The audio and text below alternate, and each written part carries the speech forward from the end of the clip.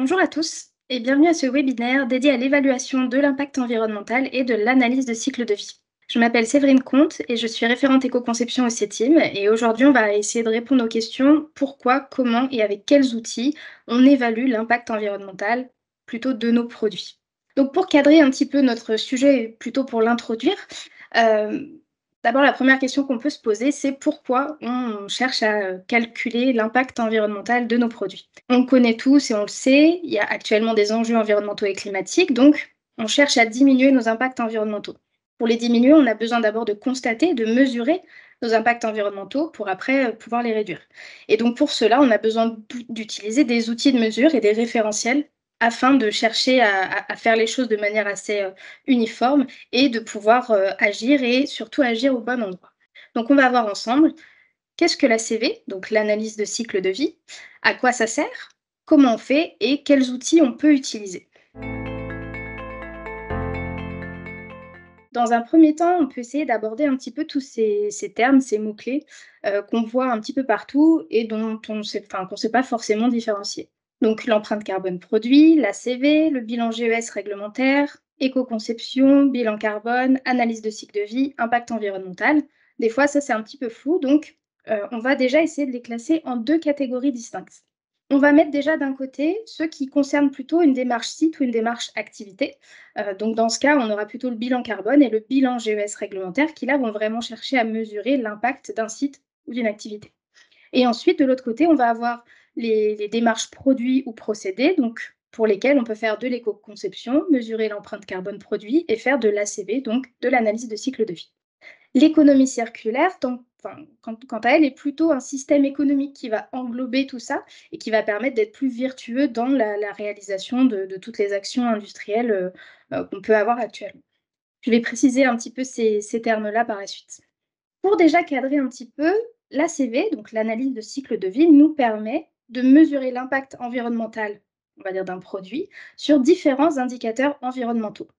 Donc là, vous voyez dans l'exemple, on a sélectionné 6 indicateurs environnementaux, dont le changement climatique, qui s'exprime en kilogrammes CO2 équivalent, mais on va avoir aussi l'épuisement des ressources, l'acidification, l'eutrophisation aquatique, etc., etc. Et donc, quand on isole l'indicateur environnemental changement climatique, donc celui qui s'exprime en équivalent CO2, on va en fait pouvoir mettre en avant, ou en tout cas afficher, l'empreinte carbone produit. Donc l'empreinte carbone produit, ce n'est que un bout d'une ACV. En tout cas, on n'en a pris qu'un seul indicateur environnemental. Donc pour définir un petit peu ce qu'est l'ACV, j'ai résumé ici différents thèmes, ou en tout cas différentes définitions. Donc l'ACV est une méthode d'évaluation des impacts environnementaux des produits sur l'ensemble de leur cycle de vie. Donc c'est important de noter que c'est le cycle de vie, c'est un mot-clé, et on verra par la suite. Heu, une autre définition qu'on peut trouver, c'est l'analyse du cycle de vie. ACV, c'est la compilation et l'évaluation des intrants, des extrants, des impacts environnementaux potentiels d'un système de produits au cours de son cycle de vie. Donc on retrouve la notion de cycle de vie et on a aussi la compilation et l'évaluation des intrants, des extrants. Donc c'est vraiment qu'en fait, on va vraiment comptabiliser tout ce qui entre dans le système, tout ce qui sort du système, tout au long de son cycle de vie. Et actuellement, l'ACV, c'est la méthode qui fait référence aujourd'hui pour la mesure d'impact environnemental d'un produit, d'un procédé, et cetera, parce qu'on fait appel à des données, des bases de données, qui sont, en tout cas, c'est la méthode la plus scientifique que l'on connaisse actuellement. Donc je vais parler du cycle de vie. Probablement, grand nombre d'entre vous connaissent déjà, ce terme-là et ce qu'il contient. Mais donc l'analyse du cycle de vie, c'est vraiment donc les différentes phases du cycle de vie d'un produit, en commençant par l'extraction de ses matières premières et les composants et l'énergie qui peuvent servir à l'extraction de ces matières-là. La fabrication, dont le stockage, l'assemblage, l'emballage et puis toutes les étapes, industrielles pour modifier le produit ou le créer. Les étapes de distribution, donc stockage, transport, installation. L'étape d'utilisation, qui peut être plus ou moins longue selon le produit, mais donc on peut inclure la réparation, la maintenance et les différentes étapes d'amélioration. Et enfin, la fin de vie, avec un potentiel réemploi, une réutilisation, un recyclage, ou bien si on ne peut pas recycler, on valorise ou on enfouit. Et à travers toutes ces étapes-là, en tout cas tout ce qu'il peut y avoir entre chaque étape, même dedans, on a bien sûr les phases de transport qui sont comptabilisées dès qu'on peut, dès qu'on a assez d'informations pour pouvoir le faire. La CV, c'est une démarche multicritère. Donc, on va essayer de différencier deux notions qui sont assez importantes, c'est la notion de flux et la notion d'impact. Donc en fait, quand on part de notre cycle de vie, tout à l'heure on disait comptabiliser les intrants et les extrants, et ben, c'est exactement ce qu'on va faire. On va comptabiliser tous les flux entrants et tous les flux sortants. Donc les flux, ce sont vraiment, ces valeurs qu'on peut, facilement, comprendre telles que, les masses de matières premières, donc les masses des différents matériaux qui vont composer le produit, les différents consommables qu'on va utiliser, les différentes énergies qu'on va également utiliser, pour fabriquer, pour utiliser, pour distribuer, hein. Et ensuite, on va comptabiliser aussi les flux sortants. Là, on va surtout s'attarder sur les déchets, puisque en fait, les émissions dans l'air, l'eau et le sol, ça se fait plutôt automatiquement dans les bases de données, donc on va pas forcément, aller mesurer sur site des émissions dans l'air, l'eau, le sol, sauf si bien sûr on a déjà les informations. Mais par contre, on va essayer de bien compter tous les déchets qui peuvent provenir de toutes ces phases du cycle de vie, hein, comme, les rebuts qu'on va avoir en fabrication ou les déchets de matières premières et cetera. Donc une fois qu'on a comptabilisé tous ces flux entrants et ces flux sortants, on va justement faire une ACV, donc à l'aide de logiciels et de bases de données, qui vont nous permettre d'afficher des impacts environnementaux, en tout cas de les calculer, tels que je vous disais tout à l'heure, donc l'épuisement des ressources, le réchauffement climatique, la destruction de la couche d'ozone, l'eutrophisation aquatique, voilà, il y en a un certain nombre. Et on y reviendra après. Donc voilà, il faut bien distinguer les flux entrants des, on va dire, impacts environnementaux, qui sont vraiment le résultat de la transformation de ces flux en impact via des bases de données et des calculs d'ACV. Donc ça, comme je vous montrais tout à l'heure, c'est un type de résultat d'analyse de cycle de vie, où on peut ici distinguer les impacts environnementaux. Donc là, on a pris un exemple de grille-pain qui est assez parlant pour tout le monde. Et donc pour, ce grille-pain, donc c'est un cas complètement, factice, mais pour ce grille-pain, par exemple, on va voir que l'impact majoritaire, en tout cas les 2 impacts majoritaires, ce sont en bleu les phases de cycle de vie, donc matières premières et utilisation. Donc ça veut dire que si on veut mettre en place des actions d'éco-conception, on va favoriser des actions qui vont nous permettre de diminuer l'impact environnemental des matières premières et de la phase d'utilisation. Ça reprend l'exemple que je vous ai donné tout à l'heure, mais donc les flux, ça peut être la consommation d'énergie, la consommation d'eau, de produits dangereux, et cetera. Heu, alors que les impacts, on est vraiment sur les impacts environnementaux mesurés via ces différentes bases de données. Donc là, j'en ai cité, quelques-uns d'entre eux, mais donc voilà, on peut avoir aussi la toxicité de l'air, l'eutrophisation de l'eau, l'acidification de l'air, pardon. Voilà, il y en a, un certain nombre. Donc on a dit que la CV était multi-étapes du cycle de vie et elle est également multicritère. Donc l'objectif enfin, par multicritère, pardon, je veux dire, différents critères environnementaux et donc l'objectif de ça, le fait qu'on regarde plusieurs étapes et plusieurs critères, c'est vraiment d'éviter ce qu'on appelle les transferts d'impact. C'est-à-dire les transferts d'impact d'une phase du cycle de vie vers une autre, donc d'une étape vers une autre. Si par exemple, là, on cherche à diminuer beaucoup l'utilisation et que en contrepartie, on va dire, on augmente beaucoup l'impact des matières premières et de la fabrication, bah là, on va vraiment, avoir un transfert d'impact et donc l'objectif de regarder l'entièreté de ces phases du cycle de vie, c'est vraiment de pouvoir identifier ce genre de transfert. Et donc, on a des transferts qui sont possibles d'une phase du cycle de vie vers une autre. Donc là, on a un exemple, qui est assez simple mais parlant. Donc si on regarde juste la phase d'utilisation et les émissions directes de CO2, donc ça veut dire une étape du cycle de vie et un indicateur environnemental, quand on compare l'impact carbone des différentes sources d'énergie qu'on voit ici, donc éolien, solaire, hydraulique, nucléaire, charbon, gaz naturel et fioul, bah, on obtient ces valeurs-là. Donc 0 pour celle-ci et puis là, des certaines valeurs. Alors que si on regarde l'ensemble du cycle de vie, on va avoir des valeurs différentes puisque le cycle de vie complet, bah, bien sûr, les éoliennes ou les panneaux solaires ou l'hydraulique ou même le nucléaire, il faut quand même des matières premières pour pouvoir, créer ces objets, enfin ces produits et il faut bien aussi il faut bien comptabiliser aussi toutes les phases de fabrication, donc d'utilisation, mais aussi de fin de vie. Donc c'est pour ça que là, du coup, on a des valeurs qui apparaissent, forcément et puis d'autres qui augmentent ici. Donc voilà, ça peut changer les choses et ça peut changer aussi le point de vue qu'on va avoir, en comparant différentes méthodes. Et là, on ne regarde que le CO2, mais il pourrait y avoir plusieurs indicateurs environnementaux qui, du coup, nous donneraient un regard plus complet. Donc de la même manière, on pourrait très bien avoir un transfert d'impact, si par exemple on cherche à diminuer l'impact environnemental du changement climatique, mais qu'à contrario on augmente beaucoup les déchets dangereux. c'est bien d'être au courant pour pouvoir, poser des actions et limiter ces transferts d'impact-là ou même, ne pas les réaliser du tout. Là, on a un exemple qui est assez intéressant, qui date de 2011 d'un colloque, auquel, on avait assisté, heu et qui concerne des pièces en polypro chargées de fibres, donc soit de fibres de verre, en rouge, soit de fibres de chanvre, en bleu. Et là, l'idée, c'est de voir qu'en fait, sur les différents impacts environnementaux qui ont été mesurés, majoritairement, en passant de fibres de verre, ici en rouge, à des fibres de chanvre, on voit qu'il y a une diminution sur, on va dire, bah, voilà, 6 des indicateurs sur les 7 qui sont affichés ici. Par contre, l'occupation des sols, on voit qu'il y a forcément une augmentation. C'est évident puisque quand, on a besoin de cultiver du chanvre, on va occuper des sols alors qu'on n'en occupait pas quand on avait de la fibre de verre. Donc ce qui est intéressant de voir ici, c'est de se dire que, enfin, c'est de se demander qu'est-ce que déjà l'entreprise en question a fait et pourquoi? Enfin voilà, quel est le choix qu'on essaie de faire quand on obtient ces résultats? Qu'est-ce qu'on fait? Donc ici, on voit que la diminution, bon, elle est quand même assez intéressante sur une majorité d'indicateurs et donc ce qu'on va faire ici, en tout cas, eux, ce qu'ils ont fait, c'est qu'ils ont quand même choisi de passer au chanvre, tout en faisant très attention à ce qu'ils faisaient au niveau de l'occupation des sols. Donc, bien contrôler, où est-ce qu'ils vont cultiver ce champ, dans quel pays, avec quelle technique, enfin quelle méthode de travail, avec, je sais pas, quel type de d'irrigation, quel type d'engrais, est-ce qu'il y aura des engrais, pas d'engrais, voilà. Donc en fait, c'est déjà avoir conscience de l'impact environnemental qu'on a et puis, mettre de l'attention là où il y a vraiment, bah, des points noirs ou en tout cas des points d'attention à avoir pour limiter au maximum les impacts environnementaux. Donc voilà, ça donne un 1er exemple sur ce qu'on peut faire quand on obtient ce type de bilan.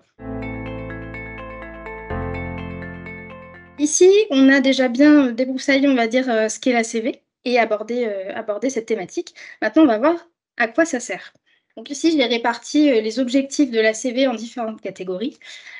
Donc ça nous permet de répondre à certaines choses et puis, dans le but d'avoir un certain impact.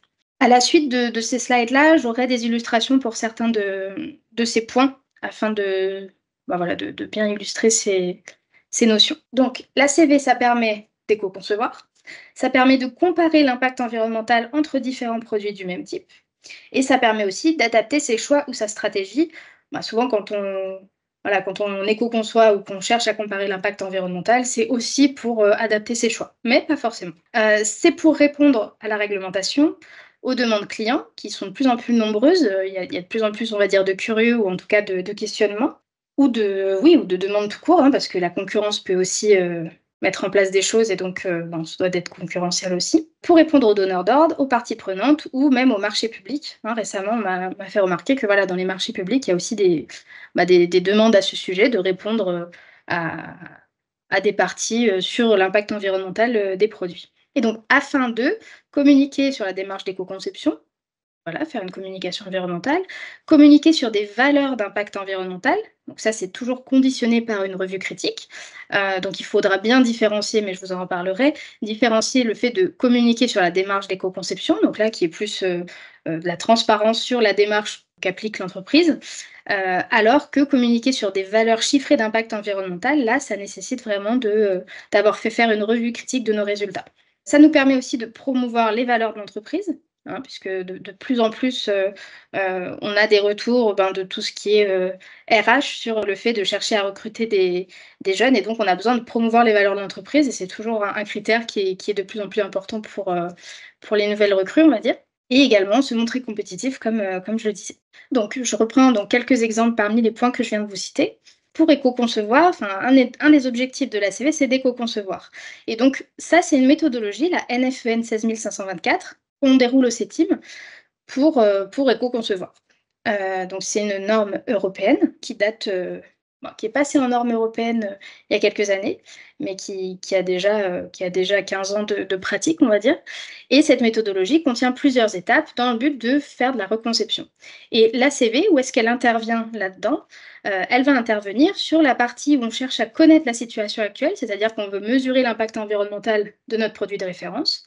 Ensuite, on cherche à reconcevoir notre produit et puis à la fin, presque à la fin, on va mesurer les améliorations obtenues en faisant de nouveau une ACV simplifiée sur notre produit reconçu, afin de vérifier que toutes les pistes qui ont été mises en place, toutes les pistes de reconception, elles sont pertinentes d'un point de vue environnemental. Donc voilà, c'est un exemple d'utilisation de l'ACV dans l'éco-conception.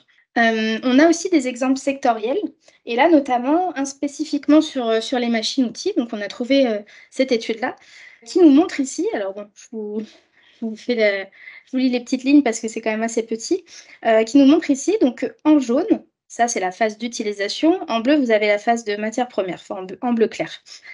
Donc sur différents types de machines-outils, vous voyez ici les légendes, hein. Sur ces différents types de machines-outils, on va avoir quand même une conclusion relativement commune, sur le fait que bon, la couleur qu'on voit le plus, c'est le jaune, donc c'est la phase d'utilisation. Ce qui veut dire que pour ce type de produit, la phase d'utilisation est la plupart du temps prépondérante, donc elle provient essentiellement de la consommation d'énergie des machines en phase d'utilisation, pour la majorité des indicateurs d'impact qu'on a étudiés ici. Vous voyez, il y en a un certain nombre et donc pour la majorité d'entre eux, c'est quand même plutôt le cas. Et en seconde position, on a donc les matières premières, mais un peu plus loin derrière. Donc ça veut dire que pour ce type de produit, on va chercher à travailler d'abord à la réduction de la consommation d'énergie en priorité.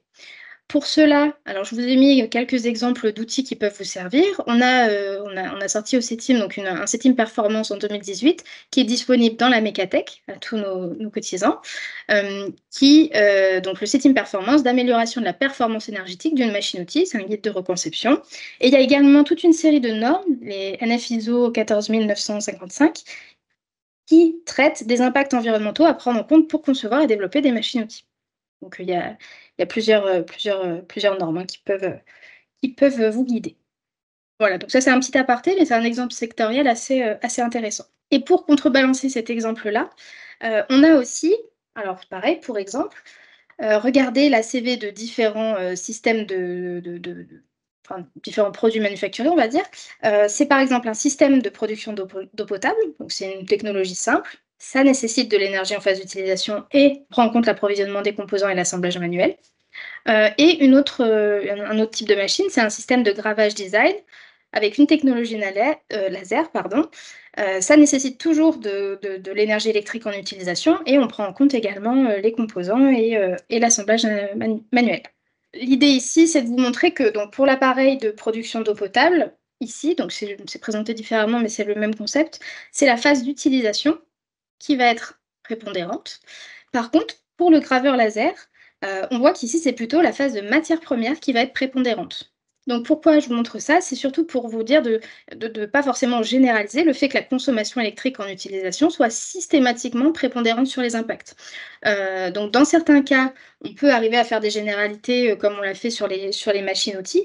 Par contre, dans des cas plus précis ou quand on a plus d'informations, des fois ça peut être nuancé et donc on peut voir que c'est nécessaire de mettre l'accent ailleurs. Voilà. Donc ça vous donne un petit peu un ordre d'idée de ce qu'on peut trouver. Deuxième illustration, des objectifs de la CV, c'était donc, comparer l'impact environnemental entre différents produits du même type. Donc là, j'ai pris l'illustration d'un cas avec un logiciel qui s'appelle EcoDesign Studio, de la reconception donc du fameux grille-pain. Donc c'est un cas fictif, mais pour vous donner une idée. En fait, c'est qu'on va comparer un à un, en tout cas sur chaque indicateur environnemental, on va comparer l'impact du produit de référence, donc c'est les premières barres que vous voyez ici à chaque fois, et du produit reconçu, donc les barres un peu plus bleutées ici. Et donc là, ça nous permet de voir que sur l'ensemble des indicateurs environnementaux, on a à peu près une réduction de 20% des impacts environnementaux, minimum, ou 18, quelque chose comme ça. Enfin bon, voilà, ça nous montre que, qu'on a une démarche globale qui est quand même assez satisfaisante et qui va dans le sens de la réduction de l'impact environnemental. Ensuite, l'objectif, donc adapter ses choix ou sa stratégie, ça j'ai exactement repris l'exemple que je vous ai présenté plus haut, où là, du coup, voilà, on peut modifier sa stratégie en fonction de ces résultats-là et se dire: «OK, je pars pour, telle solution ou une autre», mais en tout cas, ça nous permet de vérifier que, notre stratégie, qu'on avait en tête, peut être mise en place, on va dire, tout en étant vertueuse plutôt pour l'environnement. Ça nous permet aussi de communiquer sur la démarche d'éco-conception. Donc là, je vous ai mis un exemple d'un accompagnement éco-conception qui a été déroulé chez l'entreprise Mills avec le CETIM. Donc eux, ils ont reconçu une pompe à vide dans le but d'optimiser le processus de fabrication, améliorer les performances et réduire l'impact environnemental de la pompe sur tout son cycle de vie.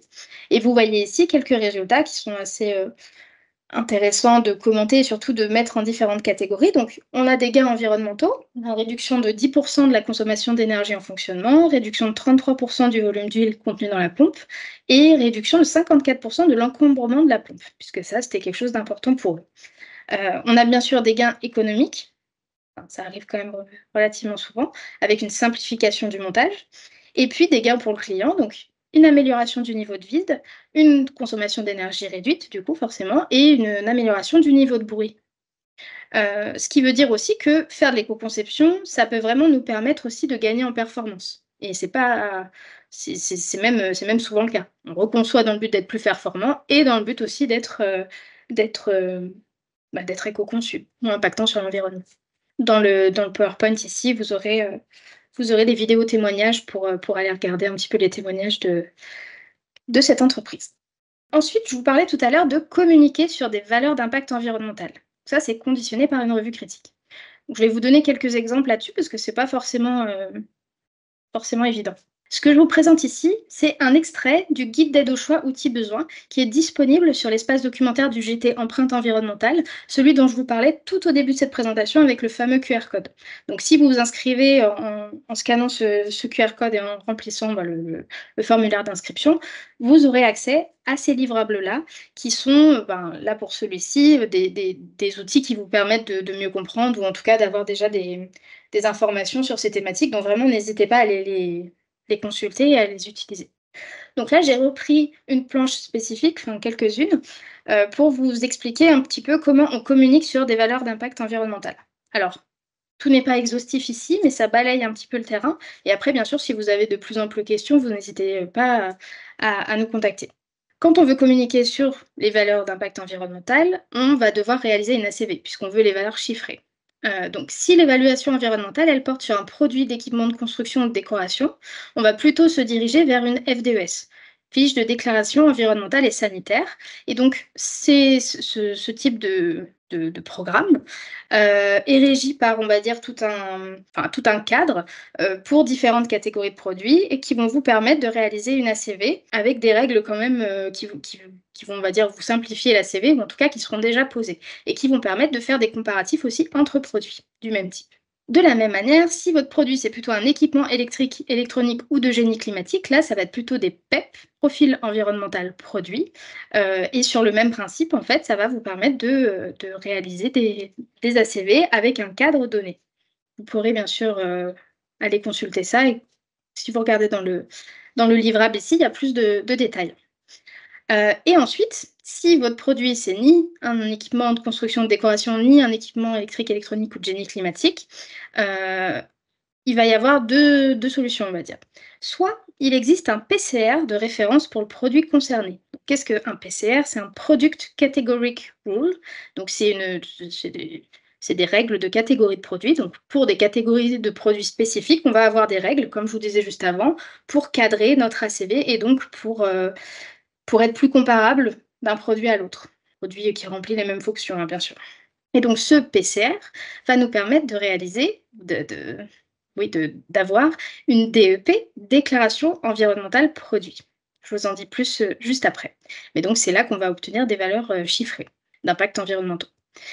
Et si il n'existe pas de PCR pour le produit qui vous concerne, dans ce cas, vous avez deux options. Soit vous créez votre propre PCR et donc à la suite, vous pouvez faire une DEP, déclaration environnementale produit, soit il n'en existe pas et donc vous ne pouvez pas ou vous ne voulez pas en créer, et auquel cas vous pouvez réaliser une ACV selon les normes citées ici, ISO 14040 et 44, qui cadrent l'ACV, faire une revue tierce partie de vos résultats d'ACV, et ensuite communiquer selon la norme ISO 14025 avec des déclarations environnementales de type 3. Donc voilà, ça vous débroussaille un petit peu le terrain sur comment on peut faire pour communiquer sur l'impact environnemental chiffré de nos produits. On peut regarder un petit peu plus en détail ce que c'est que PCR, DEP, et surtout ça va vous renvoyer vers encore d'autres livrables. Donc c'est le même que tout à l'heure, mais en fait, dans le livrable que je vous présente ici, à chaque fois que vous avez les cadres pointillés, on va dire comme ça, vous pouvez cliquer dessus et vous obtenez des fiches qui vous donnent un petit peu plus de détails. Donc là, je rentre pas dans un détail monstrueux, mais en tout cas, vous pourrez retourner voir ces informations-là. Donc une DEP, comme je le disais tout à l'heure, c'est vraiment une déclaration environnementale produit. On peut dire que c'est une carte d'identité environnementale d'un produit qui nous permet donc d'avoir des valeurs chiffrées, de le faire d'une manière cadrée et de pouvoir faire vérifier sa déclaration environnementale produit, hein, donc c'est EPD ou DEP selon si on le prend en anglais ou en français, de le faire vérifier par un organisme certifié accrédité et ensuite de pouvoir faire une déclaration environnementale de type 3 et donc communiquer sur des valeurs chiffrées d'indicateurs environnementaux. Et donc on utilise, via ça le PCR comme je vous disais tout à l'heure, Product Category Rules. Voilà, je rentre pas plus dans le détail parce que ça peut être un peu assez, assez complexe, mais en tout cas ça vous dégrossit déjà un petit peu le chantier et vous avez toujours ici des liens bien sûr pour aller consulter un peu plus précisément, les différentes catégories de produits et cetera.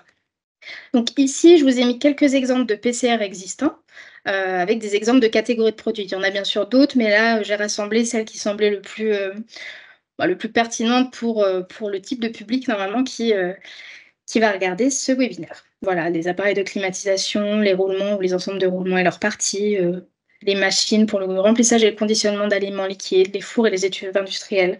Voilà, donc je vous laisse regarder un petit peu cette liste. Et puis, si bien sûr il y a un de vos produits correspondent à ces catégories de produits, allez voir donc ces PCR, allez les consulter pour voir comment ça vous cadrerait vos ACV et du coup comment ça pourrait vous aider à mettre ça en place plus facilement. Voilà, donc on a pas mal dégrossi aussi, tous les objectifs et donc à quoi sert l'ACV. Maintenant, on va regarder un petit peu plus comment on fait pour faire, une analyse environnementale. Donc pour faire une ACV, l'analyse de cycle de vie, on va respecter les étapes de l'ISO 14040. Donc c'est assez cadré. On va commencer par définir le champ de l'étude.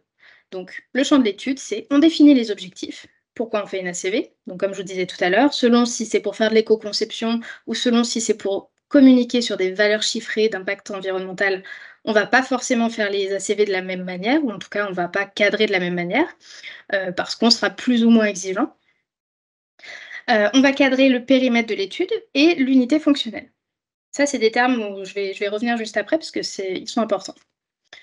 Dans un deuxième temps, on va faire ce qu'on appelle l'inventaire du cycle de vie, ICV, on peut entendre ça. Et là, c'est vraiment ce que je vous montrais tout à l'heure, la quantification des flux entrants et sortants. Donc, on va vraiment tout décortiquer sur notre produit pour comprendre comment ça s'organise, comment ça se passe, tous ces flux. Troisième étape, on évalue les impacts environnementaux. Donc là, il y a le calcul d'impact environnemental qui se fait via des logiciels d'ACV avec l'aide de bases de données. Et ensuite, alors je dis ensuite, mais en fait c'est tout du long du déroulement de ces étapes, c'est les phases d'interprétation où là on va valider les hypothèses et on va vérifier et identifier l'origine des impacts environnementaux. Et ça, j'insiste sur le fait que c'est tout du long du déroulement de ces étapes, parce que dans la CV, on va quand même faire un certain nombre d'hypothèses, on va pouvoir, avoir des premiers résultats, puis après venir faire des modifications. Donc voilà, c'est toujours très important de bien, déjà de bien noter ces hypothèses et puis ensuite, d'y revenir et d'avoir un œil critique sur les résultats.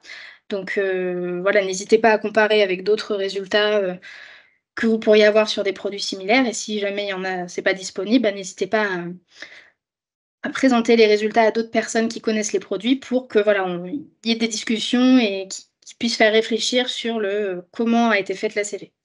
Donc maintenant, je vais rentrer un peu plus dans le détail de chacune de ces étapes. Quand on essaie de définir le champ de l'étude, donc on définit les objectifs, comme je vous disais, hein, qu'est-ce qu'on veut faire? Est-ce qu'on veut évaluer les impacts du produit? Est-ce qu'on veut comparer deux produits? Quel est le public qui va être concerné? Est-ce que c'est en interne? Est-ce que c'est pour le grand public? Auquel cas, de la même manière, on ne va pas forcément adopter le même fonctionnement. Et est-ce que les résultats seront communiqués au public pour une comparaison de produits ou pas? Parce que ça conditionne la revue critique. Ensuite, on définit le périmètre, les frontières du système. Donc là, ça veut dire qu'on va définir les phases de vie qu'on prend en compte dans l'étude et on définit aussi les potentielles exclusions. La plupart du temps, on part toujours du principe qu'on va faire l'ensemble du cycle de vie, donc ce qu'on appelle cradle to grave, du berceau à la tombe, en prenant en compte donc des matières premières jusqu'à la fin de vie. Dans certains cas, ou quand on fait certaines comparaisons, il va être pertinent de regarder qu'une partie du cycle de vie parce qu'on sait que tout le reste ne va pas changer. Donc auquel cas, on n'a pas besoin de faire toute une récolte de données sur ces étapes-là, récolte de flux entrants, flux sortants. et on va se cantonner à ces matières, enfin, par exemple, c'est les phases de matières premières et de fabrication qui seront suffisantes pour l'étude qu'on a à faire. Voilà, donc ça peut dépendre du cadre. On part toujours du principe que c'est l'entièreté, mais si on voit que c'est pertinent, on peut le faire. Et c'est ce qu'on appelle du gate to gate ou cradle to gate, to factory gate. Donc du berceau à la porte de l'usine ou porte à porte, donc juste une étape du cycle de vie. Dernière étape du champ de l'étude, c'est définir l'unité fonctionnelle. Donc, l'unité fonctionnelle, c'est quoi? C'est une performance quantifiée d'un système de produits destiné à être utilisé comme unité de référence dans une analyse du cycle de vie. Donc, l'unité fonctionnelle, elle contient quoi?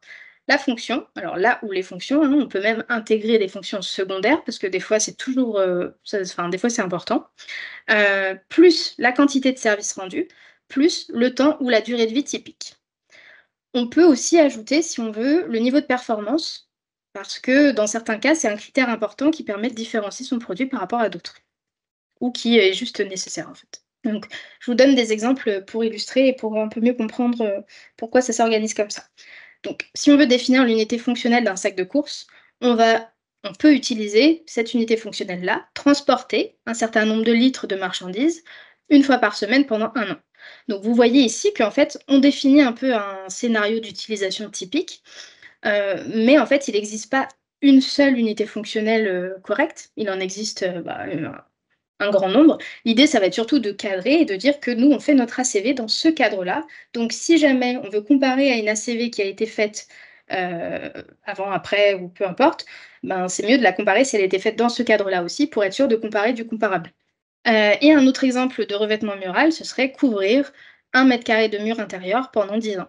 Donc, j'ai un autre exemple qui peut être un peu plus parlant juste après, où on va parler aussi donc de flux de référence. Le flux de référence, c'est en fait la quantité de produits, donc la quantité de sacs de course par exemple, et le flux d'énergie ou matière nécessaire pour satisfaire l'unité fonctionnelle qu'on a définie juste avant. Donc ça, avec l'exemple, ça va être un peu plus parlant. Donc, si par exemple, notre objectif, c'est de proposer une unité fonctionnelle pour les produits suivants. Donc ça, c'est le sèche-main qui souffle, sur lequel enfin, il nous reste toujours des gouttes sur les mains. Le Dyson, par exemple, ou autre, en tout cas celui qui souffle plus fort et qui nous sèche les mains peut-être plus rapidement. Et le support, enfin celui enfin les serviettes en fait pour s'essuyer les mains. Donc là, l'idée, c'est de réfléchir à une unité fonctionnelle qui nous permette de comparer ces 3 produits. Donc ça veut dire qu'on va devoir prendre en compte les distinctions ou en tout cas ce qui nous permet de rassembler ces 3 produits et de se dire: «OK, sur ce scénario d'utilisation-là, c'est logique et c'est pertinent de les comparer». Donc une des unités fonctionnelles possibles pour les comparer, ce serait de sécher, quoi, une paire de mains, dans un temps défini parce que c'est important pour distinguer ces produits, en moins d'1 minute, 5 000 fois par an pendant 10 ans. Donc typiquement, le en moins d'une minute, il est important parce que c'est ça qui va nous indiquer la performance du produit et qui va nous permettre peut-être dans certains cas de choisir l'un plutôt que l'autre. Donc bien sûr, il y a d'autres possibilités, hein. On pourrait, s'amuser à mesurer le taux d'humidité sur la peau, sur une surface en un temps déterminé, mais c'est peut-être quand même plus complexe à mesurer donc à voir si c'est vraiment pertinent et nécessaire pour l'étude. En tout cas, une unité fonctionnelle comme ça peut très bien le faire. Enfin, là, en fait, on va mettre en application, c'est-à-dire qu'on va calculer le flux de référence pour répondre à l'unité fonctionnelle qu'on a définie juste avant. Donc, on a la durée de vie de chacun de nos produits en cycle, le nombre d'utilisations par cycle, donc enfin, l'utilisation par cycle plutôt, c'est-à-dire que là, pour un cycle, on va utiliser en moyenne une serviette et demie.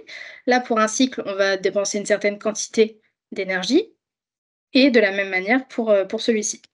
Et donc le flux de référence, il correspond donc à la quantité de produits qui va nous permettre de répondre, à ce qu'on a défini dans l'unité fonctionnelle.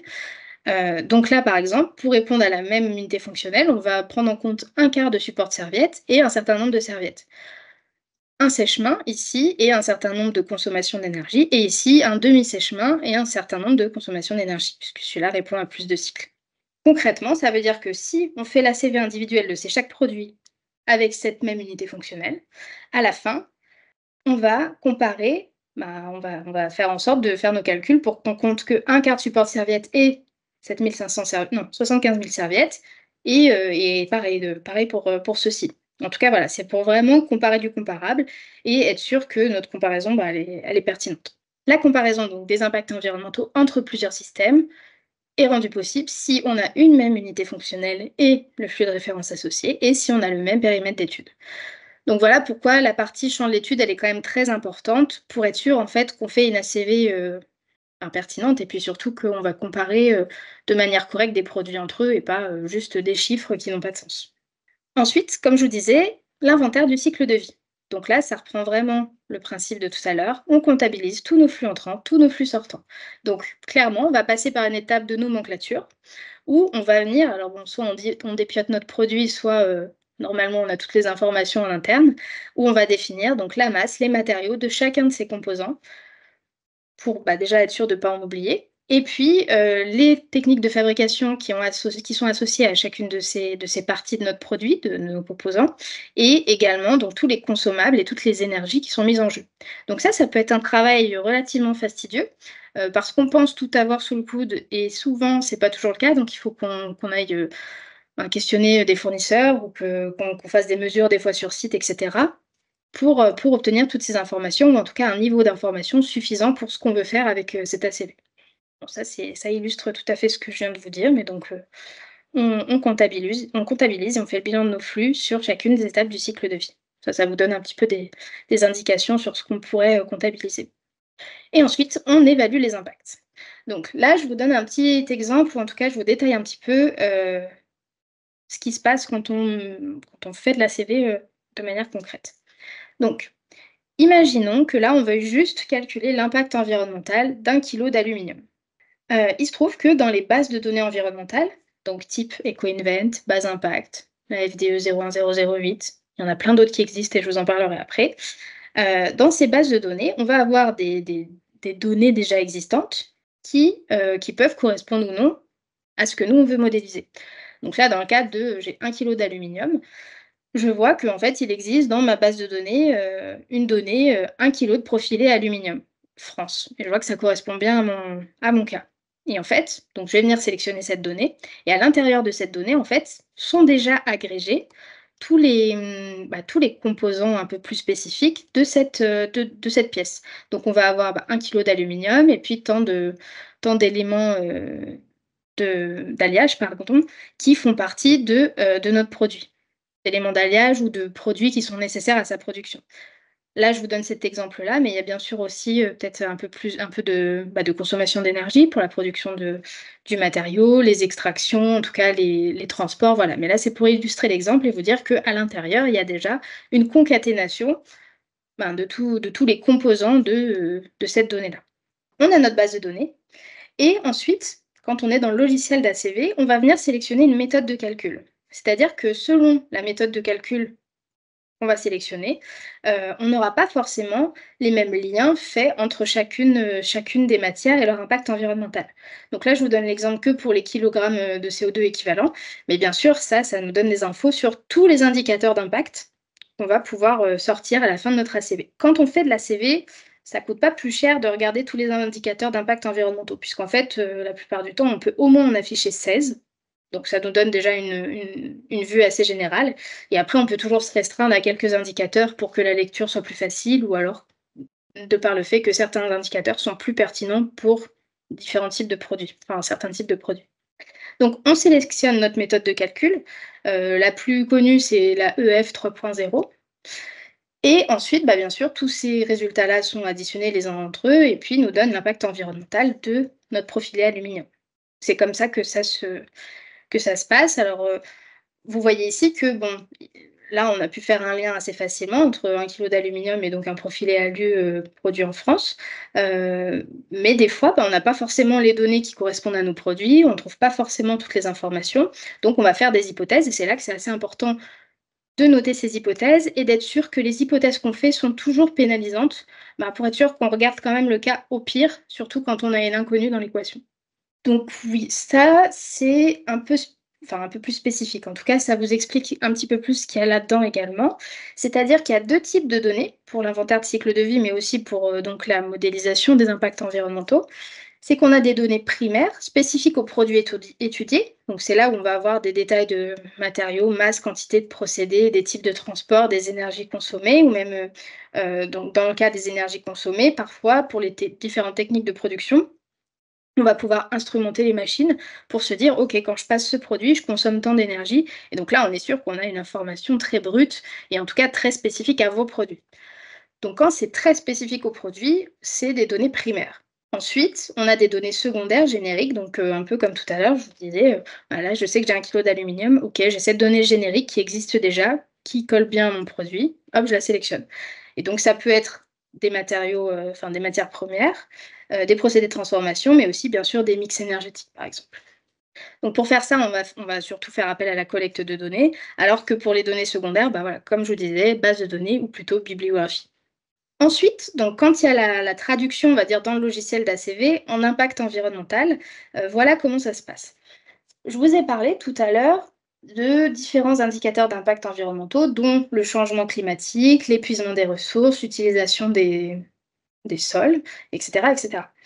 Donc ces indicateurs d'impact-là, ils s'appellent enfin on les appelle des midpoints, en opposition aux endpoints, pardon, qui sont là. Qu'on appelle plutôt des catégories de dommages. Quand on fait notre récolte de flux, en tout cas notre ICV, notre inventaire, on va obtenir donc des données chiffrées assez brutes qu'on appelle les flux, qu'on va ensuite, donc via la CV, transformer, on va dire comme ça, en indicateurs midpoint. Et ces indicateurs midpoint, on peut aussi les transformer en endpoint. Ce qu'on voit ici, c'est que les indicateurs endpoint, ce sont aussi enfin, ils sont construits de manière à venir concaténer, encore une fois, plusieurs des indicateurs environnementaux qu'on a exprimés avant, avec certains facteurs de pondération. En se disant que peut-être, l'épuisement des ressources est un peu plus important que l'utilisation des sols. Bon. Ce qui est important de noter ici, c'est que, la plupart du temps, quand on fait de la CV, enfin nous en tout cas, c'est ce qu'on fait la plupart du temps, on préfère utiliser des midpoints. Pourquoi? Parce que du coup, on se libère de ces nouvelles hypothèses qui ont été faites ici, et qu'on regarde des résultats encore un peu plus bruts. Voilà. Donc ça nous permet d'avoir des données un petit peu plus brutes et moins transformées. Et de la même manière, si on peut juste comparer, je ne sais pas, une consommation d'eau d'un produit A à une consommation d'eau d'un produit B qui répond aux mêmes fonctions, bah, des fois c'est plus parlant et puis au moins on est sûr qu'il y a pas de traduction entre les 2. Ici, je vous ai exprimé quelque chose je vous ai, surtout remis, un tableau qui nous explique un petit peu comment est pondéré le score unique de la Commission européenne. Alors qu'est-ce que le score unique? Le score unique, c'est un indicateur environnemental, qui, bah, lui aussi concatène tous ces indicateurs environnementaux, tous les midpoints, pour ne donner qu'un seul impact environnemental à la fin. Un seul indicateur environnemental et qui, est exprimé en points et donc comment il est calculé? Bah, via ces valeurs qu'on voit ici et notamment, vous voyez ici les pourcentages qui sont de pondération qui sont utilisés pour exprimer ce cet indicateur-là. Donc on voit que l'indicateur de climate change, donc de changement climatique, bah, on voit que lui, il prend 21 de l'ensemble de ce critère, enfin de cet impact. Tout ça pour dire que le score unique, on l'utilise parfois parce que c'est assez intéressant d'avoir un seul indicateur, mais c'est toujours important de regarder avant tout ce qui se passe au niveau des mean points pour ne pas louper de l'information, parce que voilà, la Commission européenne a choisi de favoriser le changement climatique, mais voilà, il peut être intéressant pour certains produits de regarder plus spécifiquement un autre indicateur ou plusieurs autres indicateurs. Donc voilà, c'est juste pour vous donner quelques infos là-dessus. Bien sûr, il y a plus d'informations en ligne et puis, vous pouvez nous poser aussi des questions à ce sujet. Mais voilà, ça vous permet de voir que le score unique, il faut quand même faire attention et c'est bien d'aller voir ce qu'il y a derrière et comment c'est calculé. Parce que le score unique, là, il est pondéré sous forme, il est pondéré sous cette forme avec la Commission européenne, mais il existe d'autres scores uniques qui sont pondérés différemment. Donc comparer 2 scores uniques qui ne sont pas pondérés de la même manière, vous comprenez bien que ça a pas de sens du tout. Donc à la suite de ces différents calculs qui ont été faits lors de la CV, on va obtenir des profils environnementaux du produit. Donc ça, c'est les valeurs chiffrées qu'on peut obtenir pour chaque phase du cycle de vie et pour chaque indicateur environnemental. Et donc des valeurs plutôt mises sous forme de graphiques qui nous permettent d'avoir ces vues d'ensemble que je vous présentais tout à l'heure. Donc là, dans notre cas d'étude, on a dit tout à l'heure que c'est essentiellement les matières premières et la phase d'utilisation qui sont les plus impactantes sur l'ensemble du cycle de vie. Donc, c'est sur ces phases-là qu'on peut prioriser nos actions. Donc, quelques points de vigilance à avoir sur la réalisation d'ACV ou en tout cas les bases de données. C'est d'abord le risque d'hétérogénéité entre les différentes bases de données, parce que le nombre de flux inventoriés, les sources des inventaires, les facteurs de pondération qui sont appliqués peuvent différer. Donc, on ne mélange pas les bases de données, c'est la règle de l'ACV. Et donc, parce que bien sûr, la base de données peut influencer les résultats d'une ACV et donc si on passe par une base de données et qu'on réalise exactement la même étude de l'autre côté, de par le fait qu'on soit passé par des hypothèses différentes et cetera, on va pas forcément obtenir les mêmes résultats. Donc à chaque fois qu'on fait une ACV, c'est très bien d'écrire, «J'ai utilisé telle base de données avec, telle méthode de calcul, peut-être même tel logiciel», enfin voilà. Et donc, comme je vous disais, utiliser une seule base de données dans la mesure du possible.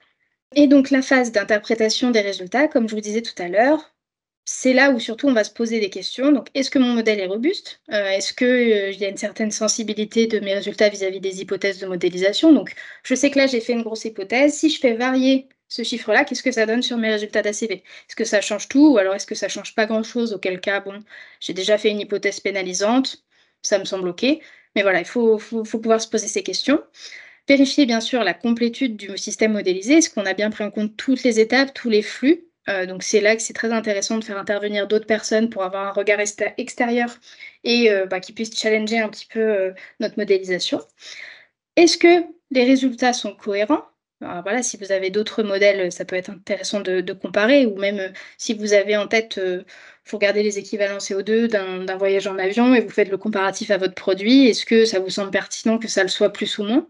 Et quels sont bien sûr les principaux contributeurs d'impact, hein, dans le but, de faire en sorte de réduire ces ces impacts-là, pour une future conception du produit. L'identification des contributeurs, donc ce qu'on dit ici, ça a pour but idéalement, on le fait par étape et par indicateur, pour être sûr que tout soit plutôt, cohérent ou que justement il n'y a pas de transfert d'impact.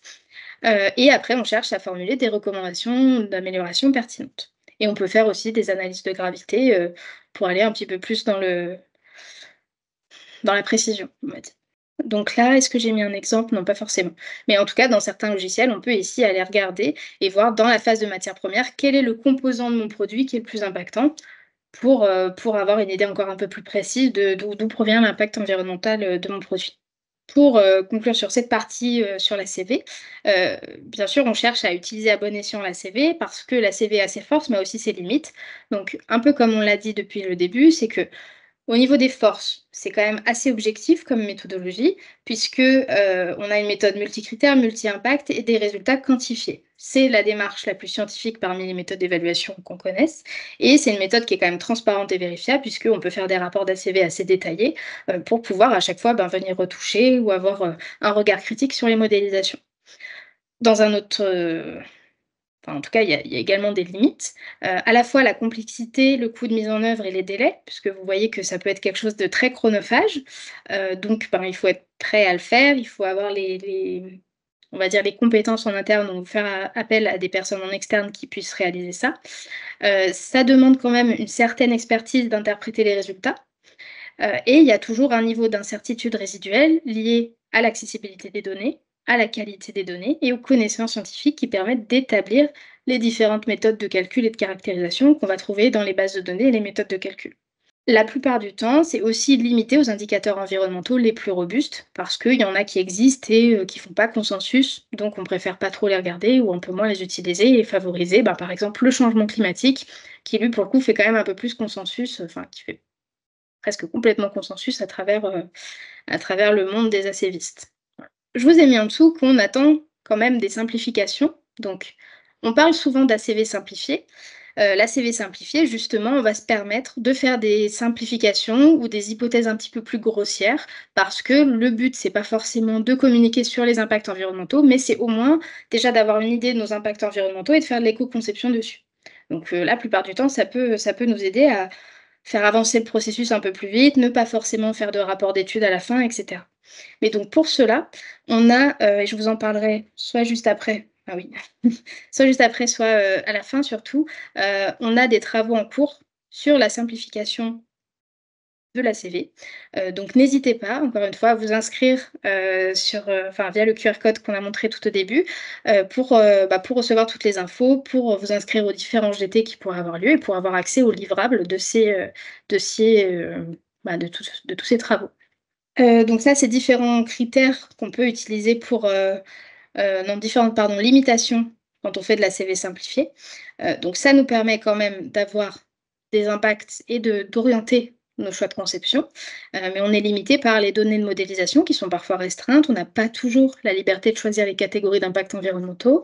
On n'a pas toujours la possibilité d'évaluer la robustesse de l'analyse non plus, et les résultats ne sont pas forcément certifiables, notamment en vue d'une communication pour comparer ça avec des produits équivalents. Donc voilà aussi les limites de la CV simplifiée et donc voilà, si ce sujet vous intéresse, surtout, restez informés des travaux qui sont en cours parce que ça devrait être intéressant. Pour la dernière partie de cette présentation, donc je vais vous parler un petit peu plus des outils qui nous permettent de faire de l'évaluation environnementale. Donc là, il y a quelques logiciels d'ACV que je vous ai cités. Bien sûr, c'est pas exhaustif, mais ça vous permet déjà d'avoir une première idée si vous ne connaissez pas ça du tout. Donc on va avoir le logiciel CIMAPRO qui utilise la base de données EcoInvent. On va avoir le logiciel EIME qui est un peu plus spécifique au secteur électrique et électronique. On va avoir le logiciel Sphera qui lui, a une base de données très riche, qui est peut-être un petit peu plus difficile d'accès, d'un point de vue financier et qui est, très fournie, on va dire, notamment pour le secteur, de l'automobile. Et ensuite on a un logiciel qui s'appelle OpenLCA qui lui est gratuit, qui est compatible avec de nombreuses bases de données d'inventaire. Il faut juste, avoir le temps de le prendre en main et de bien comprendre comment ça fonctionne. De la même manière, on a des outils d'ACV simplifiés, donc EcoDesign Studio, celui dont je vous parlais tout à l'heure, qui lui a la petite particularité, et c'est pour ça que nous on l'utilise beaucoup au CETIM, d'intégrer en fait toute la méthodologie d'éco-conception dont je vous parlais tout à l'heure, la NFES 16524. Donc à travers ce logiciel, on peut faire de la CV simplifiée, on peut faire de la CV tout court, on peut avoir accès, à 3 bases de données, donc la base impact de l'ADEME, la FDE 01008, c'est une base de données que le CETIM a créée il y a quelques années sur, les données de la mécanique et EcoInvent, une base de données de référence et donc on a accès à ces bases de données-là et on peut aussi piloter notre démarche, d'éco-conception, ici. Donc en fait, on l'a co-développé avec Altermaker, il y a plusieurs années aussi, donc c'est pour ça qu'en fait, on l'a un peu façonné selon nos méthodes et nos outils de travail. Mais voilà, il existe aussi plein d'autres, logiciels. Il y a Bilan Produit aussi de l'ADEME qui, répond pas forcément à toutes nos attentes ou nos envies, en tout cas en termes de base de données et de complétude de base de données, notamment au niveau des métaux, de la fabrication, mais qui, pour certains produits, des fois peut suffire. Donc celui-là, il est totalement gratuit. Enfin, n'hésitez pas à aller regarder et voir s'il y a des choses qui peuvent, vous correspondre. Donc là, je parlais des outils d'ACV qui sont liés donc à différentes bases de données, hein, comme je vous l'ai dit. Donc on a des bases de données génériques, EcoInvent, EIME, Gabi, Sphera, c'est la même chose, Base Impact et cetera. Et donc il y a des bases de données qui sont un peu plus sectorielles, donc il y en a des spécifiques pour le plastique, spécifiques pour les métaux, enfin pour l'acier, spécifiques pour l'agroalimentaire, voilà. Donc il y en a plein. Celle dont on parle le plus, on va dire, c'est quand même EcoInvent, Sphera et la base Impact de l'ADEME, dont on parle le plus nous en France, hein, mais voilà. Donc ici, je vous donne un exemple d'outil d'évaluation, enfin un exemple d'un d'un outil qu'on a mis en place ou d'un des livrables en tout cas, qui peut vous être accessible via la plateforme dont je vous parlais tout à l'heure, où, on a essayé de répartir justement les différents outils d'évaluation environnementale selon, qu'ils soient simplifiés ou détaillés et selon qu'ils soient génériques ou sectoriels. Donc voilà, c'est une infographie qui vous permet aussi de voir les choses un peu différemment. Donc ça voilà, c'est toujours disponible sur l'espace documentaire du GT Empreinte environnementale. Et de la même manière, on a fait ça sur les bases de données environnementales. Donc voilà, ça dégrossit, c'est toujours pas, enfin, c'est pas exhaustif, mais ça peut vous donner quand même une première vue générale. Toujours de la même manière, vous avez accès, via toujours ce même endroit, donc le guide des 12 choix outils besoins, hein, c'est celui dont je vous parlais tout à l'heure et qui vous donne, des informations aussi sur les autres outils qui existent, qui diffèrent, par le fait qu'eux, ce sont plutôt des outils qualitatifs et non pas quantitatifs comme l'ACV. Des outils qualitatifs qui, des fois, vous permettent d'obtenir des graphiques comme cela en répondant simplement à des questionnaires, qui peuvent vous permettre de faire des matrices ou des choses. Donc là, c'est un extrait et ça vous cite une partie de la norme dont je vous parlais tout à l'heure. Mais voilà, il existe plein d'autres outils qui, bien sûr, sont moins précis, vous permettent pas d'avoir des valeurs chiffrées, mais vous permettent quand même, de mettre des choses en place. Probablement un peu plus facilement, en y passant moins de temps. Donc voilà, ça peut être des options, n'hésitez pas à les regarder, voir s'il y en a une ou 2 qui pourraient, vous parler et qui pourraient vous être, utiles.